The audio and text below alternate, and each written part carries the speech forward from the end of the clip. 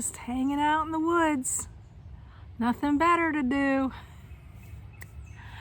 Oh my gosh, it has been a whirlwind of activity since I left Rocky Pine Retreat. Former Rocky Pine Retreat, then it was Stepping Stone Retreat, then headed out into the great unknown. I hope you've been enjoying some of my journey now, meeting up with a couple of you beautiful followers. You know who you are. And relocating my storage. Oh my gosh. Can I say never again? They say that's a dangerous thing to say. Don't say never because you never know. Anyways, it is a gorgeous day here and it's been so much going on. You know, I left the tiny home, sold the tiny home to go on a search for land. And I know many of you who've been with me for a long time, I took you on that search, walked through pieces of property and lots and plats and was talking to you about what I saw and all kinds of stuff. That was in Tennessee. Well, this time around I decided that I was going to go on my land search and then put it all into a little capsule and tell you exactly what I did and how long it took, or you know, what exactly I looked at and how I went about everything without walking you through pieces of property where you really had no idea where I was. So, with no further ado, this is today's table topic, an overview of my land search, and I hope you will join me. Serene and Simple Life peeps. It's your gypsy soul, nomad friend. Hopefully your friend. I went to the other side of the picnic table for today's picnic table topic because the sun was starting to come in the wrong way, a little bit of a glare. Today we're going to be talking about my overview, what exactly I did, and narrowing things down to finding a piece of land. Woo! It's been a journey. It's been a little over a year since I first put Stepping Stone Retreat up for sale. Excuse me. And many of you question, like, why you just got there? Why are you already putting her up for sale? Well, I'm going to give you a little bit of insight here for those of you who are new, but I always really encourage you to go back to the playlist if you want to catch up on my journey, because sometimes the same question is asked many times over, and even reading the comments will help you. But I know if you're new, you don't have time to go back and watch 50 reruns of things or 50 videos to figure out and get your answers. So I am going to let you know that I did 2 videos, that I was going to search for land. And I didn't really understand fully the timing of things. Like, it was kind of like bowling pins or the cart before the horse. Do I go look for land? Do I buy land? And then once I have my land, I can still be in the tiny home, whether it sells or not, and just know that I have land to go to, and just rebuild the same tiny home, is the plan.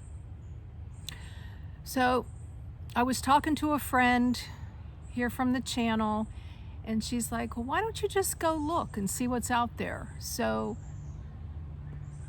last, I don't know, was it June or July? I can't remember. I decided to, yeah, it would feel good to see what's out there. And I had a state in mind to go check out, and I thought, oh, that'll be a cool little vacation, a little getaway. And I did a video showing you a beach where I was at. Of course, I don't reveal location because of for safety reasons. But anyways, I went on this little journey. I was kind of itching to go anyways somewhere. And before I did that, I had a referral for a realtor that came from one of you. Thank you, Kim. And we started talking, and she had some desires to look for land kind of in the same place I was gonna look. And I think that's how it went down. I can't totally remember everything. But anyways, I got in touch with this realtor, super nice. Well, here, come to find out, she was super busy, and she had like an assistant. So the assistant took over, which felt a little funky, but at the time, because I was like, no, I want the lady that was recommended to me. But anyways, it all worked out, and I went on this. I went to this particular state looking for land. Well, I think I looked at like 5 different properties when I was there. Remember, this is now over a year ago. And lo and behold, I found a piece of land. I was like, oh my gosh, this is really cool. It was a mobile home community. Didn't really want to live in a mobile home community, but the thing about this one was they were really spread apart, and it was nice and neat and tidy. And I thought, I could live here. It's the state I want to be in, and I think, I prayed about it. I walked the land. I said, this feels right. So after a few days of back and forth with this realtor, and we actually went out to dinner and talked, and our faith was the same. And she's like, if it's God's will, and I was like, yeah. I said, let's put an offer on this. Well, we put an offer on it conditional if my home sold, and it would be like a 60-day conditional. Well, got back to my tiny home, which you now know was in Georgia. You got to go back and watch that video. And the location reveal. Anyways, that was probably a month ago. Went back, and then after a couple days, found out that they didn't accept the offer. Well, praise God for that. It was the beginning of feeling God's covering. I was like, okay, must not meant to be. I don't know why. I talked to my neighbor. I was like, 1 minute they were, a couple lots were for sale, and then the next minute, 2 had sold, and they had taken the rest of them off the market. Like there was 2, 3, 4 to choose from. So I was like, well, if I don't get the one, I can always have a backup one. Well, the whole thing fell through, and I was like, I don't understand. I don't know what all that's about. So I continued to just have my tiny home up for sale. Now, when I first put it up for sale, I did do a video on that I had a condition that I wasn't ready to go till a few months later because of the summer heat. I didn't want to car camp and be looking for land and not have a home. So that slowed up the train, which was, to me, was another God thing, that he was slowing up the train there. So then a few months later, I was going to see my daughter and family, my 2 grandchildren, and daughter and son-in-law in Texas. And I was like, you know what, before I go there, I am going to go to another state. So yep, that's what I did. I decided the one state, wasn't really sure about it. I was like, you know what, I'm going to go check out this other state, even though I really didn't have on my heart that that's where I wanted to be, but I still was, that curiosity drives me. So I went to this other state, and I think at that time I looked at like 10 properties. Now, I didn't have a realtor at that time. I was like, you know what, I feel pretty confident I learned so much with my land search in Tennessee, boy, you do learn from experience, don't you? Even if things don't work out. And I'm so glad that it didn't work out for me to be in Tennessee, because I really, truly want to be closer to a beach or beaches. So, but I learned so much that I was confident, you know what, I'm just going to go look. I was on 5 different apps: Zillow, Redfin, Land and Farm, Trulia, and I think that was it. I was also looking on Craigslist and eBay, though things weren't coming up there. And my first realtor actually put me on something called FlexMix MLS, FLEX MLS. I think that's what it's called. And so she would just send me listings, and you know, we had some phone conversations. I was still considering. The state that I had just come from, where I had made the offer, wasn't quite sure. But you know, months and months went by, and I was like, I don't really know if I want to be in that state. So I started looking in another state, a nearby state. We'll just say that for now. And I did move again because the sun was starting to really glare. I can't really tell where it's good and where it's not always. But anyways, so I was continuing to look on my own, and then I decided to ask the realtor if she knew of anybody in this new state that I was looking in. And she gave me a recommendation of somebody. And I called her, this was months later, and had a wonderful conversation with her. She was like so on point with everything I was looking for. You know, I was explaining that I have a park model and I need unrestricted property under 400 square feet. I want to be, you know, and I had my list, which is going to be another video, of what exactly were my considerations for land. She took a lot of notes. She said, let me go see what I can find and all that good stuff. Well, lo and behold, I emailed her a couple times, left her messages, texted her, and she ghosted me. I was like, okay, God, that is a really strange way to let me know that this person is not going to be your realtor. I was like, you know, I took it personally. I was like, wow, this feels like dating, you know, someone ghosts you and you have no idea why.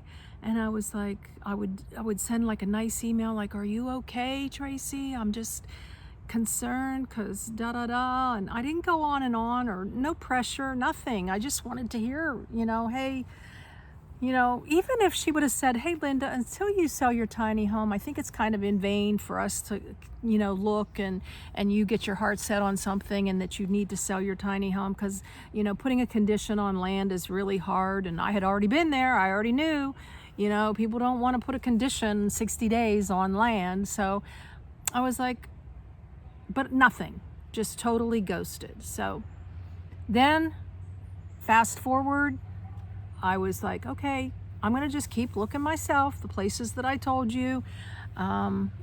Maybe I'll, you know, maybe I'll find something on my own. So when I went on this journey for land before I went to Texas, that's exactly what I did. I didn't have a realtor at that point.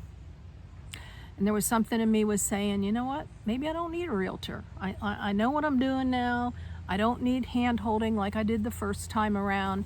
And I think it's going to be good, and it's comfortable to just go at my own pace and not have appointments and, you know, go to a piece of land and find out that it's not at all what you want and have the realtor there, and that's kind of a waste of time for everybody concerned, and you have extra conversations and, you know, so it was all good. So I went to this second state. And at that point, I was kind of like, you know what, this is really feeling like this is where I want to be. This is where God wants me, not the first state. So hope I'm not confusing you. But at 2 states, 2 realtors at this point, and now no realtor. Well, now we're getting where I'm getting this feeling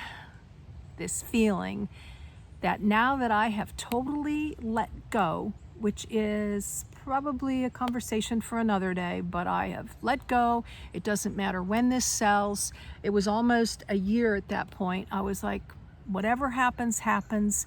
And I made countdown calendars, and I was like, you know what, maybe I'm going to end up finding that I'm here for the remainder of this 5-year lease, and it's not going to sell, and I'll just continue to save money. And I was like getting really comfortable with whatever happens, whatever, it's just going to be meant to be. But at that same juncture, I was like, I am going to put out on Facebook if anyone knows of a good realtor. Well, like 2 or 3 names came up, and I had conversations, but then I really felt strongly about what this one person had said about their realtor, and he will definitely help you to find exactly what you want and exactly what you need. And so I wrote his name down and everything, but I had already let go as best I could. And I was like, you know what, I'll contact him when I feel like, maybe when things are getting a little bit more heated up into the spring, not in January or February. So I don't exactly remember the timeline, but I think it was like maybe a month before the tiny home sold, my cabin, my cottage. I was like, I'm going to call this realtor. His name was Rick. And I was like, I'm going to call him and get this ball rolling, because I just may want to go back and revisit, and maybe he's going to have contacts within his bigger office. They spread out an email and give you lots of information, or they give other realtors information about what you're looking for. And I'm like, let's just get the ball rolling again, because it had been, I don't know, a year since I had a realtor that I was actually face to face with. And then I had that ghost realtor. So Rick was awesome right out of the gate. Like, great conversation, but then I was like, okay, we've been here before. I had a great conversation with Tracy, and that all fell apart. So who knows? But anyways, he was like, no, and I was telling him I need unrestricted, and exactly, I sent him pictures of the cabin, and in case like he could send that out, this is what she wants to put on the lot, because we all know that there's zoning and codes and all kinds of stuff. And he seemed to get what I was looking for, although fast forward, I come to find out it was a learning curve for him too, definitely a learning curve, because they're used to selling like 900, 1,200, 2,000, 2,500, 3,000 square feet. I was like, no, I just want a little tiny cabin on a piece of property. And again, I'm going to go through everything that I went through with him in another video, because this will get too long. So after a long conversation with Rick, within days, you could tell how his efficiency, like he wasn't missing a beat. And if he didn't send me something, he was letting me know why. Like one juncture, he had a family matter, and he let me know, and he was getting personal with me, like letting me know what was going on, not keeping me in the dark. And but after all that, then he sent me 109 listings. And I was like, oh my gosh, 109 listings. I'm like, I can do this. I have time. I have time on my hands. So I went through every listing. Thankfully, some were out of my budget, and some weren't in the area that I wanted to be in, but I fine-tooth combed every single one. And I made notes, and he said, send me your notes and I'll go through these one by one, and I'll let you know what I think. Like, there was a couple like, no, this would not be a good area, with certain weather and stuff, so you don't want to be there. And so we just had good conversations about different areas, and we were just honing in. So lo and behold, I don't know why I'm saying that. The first time I went to this state with no realtor, the Texas time, that was in 2022, I looked at like 10 properties. Overall, in this state, I had 8 cities I was looking at. And in the other state, I had like 4 cities I was looking in. So I went and so all in all, I ended up looking at, gonna kind of cut to the chase here a little bit if I can, 51 51 pieces of property in all, 41 the second time. And all of that happened after the tiny cabin sold. So now we're doing things in the proper order. We're not getting ahead of the cart.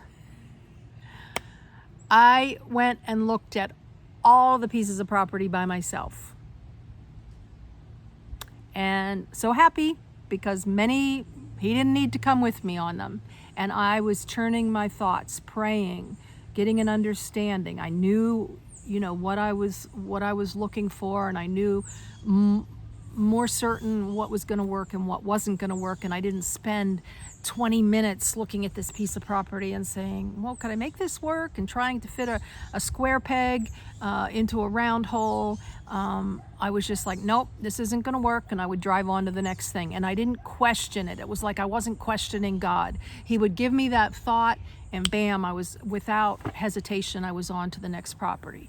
But that was over the course of a couple weeks. And I also talked to somebody here on the channel who said that she had found property, her and her husband, that was like 20 minutes from the beach, and it was like an acre, and it was a beautiful area. And I was like, wow, I got to go see that. So I took a journey to this far off city, where further than I wanted to be from other things. And I even called one of my friends here from the channel, and I was like, she was in the area, and I was like, Tammy, can you come and look at this? I don't know for sure. I feel it, but I don't feel it. Maybe there's something that you could show me or tell me or see here. And as God would have it, I didn't need her. The next day, I woke up with clarity, and I was like, nope, this is not where I want to be, because it was like a seasonal place. Half the year, like people are there, and half the year they're not. And it was way too quiet and just way too out there by myself for a good portion of the year. And I was like, no, I'm not doing that. So then this same person said, well, have you, she was opening up her computer, and lo and behold, another piece of land came up, and it was through Lot Shop. Has anyone heard of Lot Shop? It's all online. You don't meet anybody. It's just like, I guess, people who buy pieces of raw property, and then I don't know if they fix it up or if they resell it twice the amount. I'm not sure.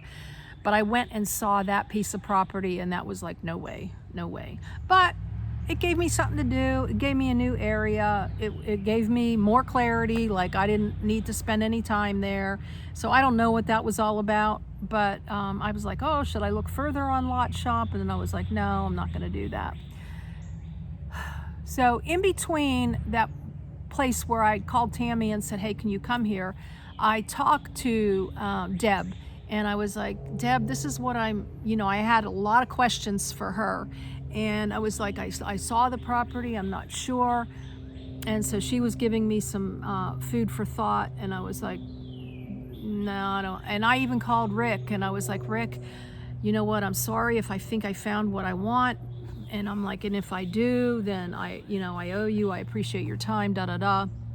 Well, Rick was like, well, I'm going to go through, because I found out through some realtors that they don't put in all the detailed information of what is unrestricted, and I'm going to go through these again and fine tooth comb like 15 or 20 of these and see if I can't come up with something. And he says, and I have a couple that seem really, really good, and I think you should want to go look at those. So I was like, oh wow, now what's going on? Because Rick, even though he knows that I might be moving on somewhere else on my own, not needing him, because this would be another realtor that was selling this. I actually met it was for sale by owner, or the guy does real estate on the side, where in this place where where I went to see where Deb's property is, and so I didn't really need a realtor. It would be just a transaction through him. But I'm like, Rick's still on it here. So I went hours and hours back to the area and looked at these 3 properties. Woo! In the meantime, I'd also looked at agriculture land. He was like, you know, maybe you could buy undeveloped agriculture land, put whatever you want on there, because we found some glitches, which I'm going to share with you later, about having a cabin built on property that I was looking at, the same type of cabin that I had just sold. But that's another story for another day. And so I went back and I looked at these 3 properties, and now to be continued. I'm sorry guys, but you are going to have to stay tuned for a upcoming video, which is going to be happening here very shortly. And I'll show you what I found and what I'm thinking about, and you know, how things are coming together or not coming together. And also, I would be curious to hear from you. I'm still praying about it. I know many of you would like to know the states that I'm looking in, and I would love to be able to share with you, because if you're passing through and I end up getting land in one of these states, I would love to have the company. So I'm thinking just telling you the state is still going to keep things pretty safe. I know there's another channel out there that has twice as many followers as me, and they put out their state, but they don't say anything else. So without it being personal, where you actually want to know, what do you think? Can I put my state out there? Because you know, once I'm living there as a landing zone, I'm still going to be traveling as a nomad. But you know, I don't know, just would like to let you know. So put in the comments, what do you think? So I think that'll about wrap it up. Oh, I also went back to, while I was in the second state, I went back to the first state after I sold the tiny home, and I looked at, oh my gosh, another mobile home community.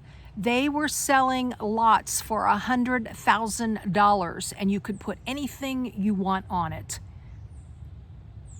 $100,000. I'm serious. And the neighbors were like a stone's throw. And then they had lots for $50,000, but your home had to be at least 600 square feet. And huge amenities, a big area, and I was like, I needed to go see that. I went, it was almost nighttime. I'm traveling around. I'm looking at like 6 or 8 different, maybe not that many, maybe 3 or 4 different properties. I'm looking at the 100,000. I'm like, you've got to be kidding me. $100,000 for like I don't know, a quarter of an acre? It just didn't make any sense to me. I mean, great amenities, and also, yeah, you would own the land and you'd have great amenities, but the price, and some of them still needed to be developed too. All right, getting a little bit too long here. I'm getting a little bit too babbly here. I was just looking at my notes, and I think I pretty much covered it. Yeah, I think, yeah, there was 8 different properties in that mobile home community that I looked at, and 51 in the other, 2 different states, 8 cities in the one and 4 cities in the other, 3 realtors. And that'll about do her for today, guys. I hope I was some help to you if you all are looking for land. And all of this transpired over less than a month. I did over 3,000 miles in less than a month looking for land. Stay tuned. Blessings in your day and joy in your journey.